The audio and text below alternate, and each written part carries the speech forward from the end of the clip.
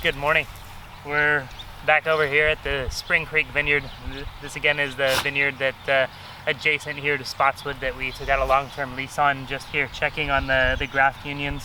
It looks like all of the buds that we grafted in are starting to push. So pretty soon we'll be coming through, cutting heads, boxing these up to keep them protected from the rabbits. And then getting ready for the next growing phase. This little vineyard, this little section of the vineyard that you're looking at that we just finished replanting is about 1.2 acres. This is the first phase of our replant over here. It's altogether about 2.2 acres. And so the focus has been really that twofold. Over here we're planting a handful of different varietals for a little bit of a varietal experiment for us here in this climate, as well as just continuing to expand on things that we find that are doing really well. So we had about 0.6 acres going into Petit Verdot, and then this other 0.75, about 0.65 and 0.7, right around there, is going into 12 different varietals. We have 2 different white varietals, Assyrtiko and Falangina, and then we have 10 different red varietals planted here in these long rows. Each row is one single varietal, primarily made up of either Portuguese varietals or French varietals.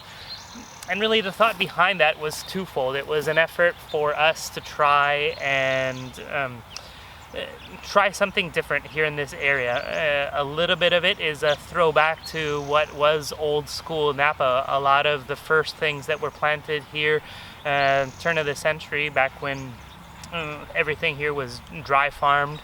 And then a modern portion of that is seeing what else could possibly work. Hence some of the Portuguese varietals, and also looking at some of these new French hybrids coming out. So in here we have Alicante Boucher, we have Touriga Nacional, Tinta Cow, Suzao, and then we also have, let's see here, Marcelon, Aron Arnoa, Manseng Noir, Carignan, and Mourvedre.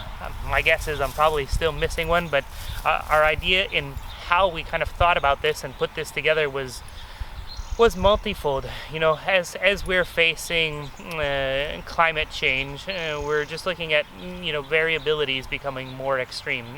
We certainly deal with hotter temperatures than we've seen historically, but we're also looking at possibly having rains come at different times, sometimes more, sometimes less. We're also looking at the possibility that pest pressures, disease pressures are going to change. So it just felt like it was a good time for us to not have all of our eggs in one basket and be thinking far enough ahead. And in how we kind of looked at the different components of what we're trying to do, we looked at things that, as heat or water wax and wane,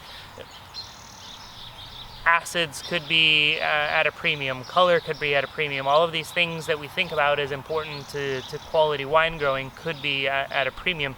And so we just really picked a spectrum. We picked some that were natural Teinturiers, stuff that actually have more color to them because they have color in the pulp instead of just color in the skins.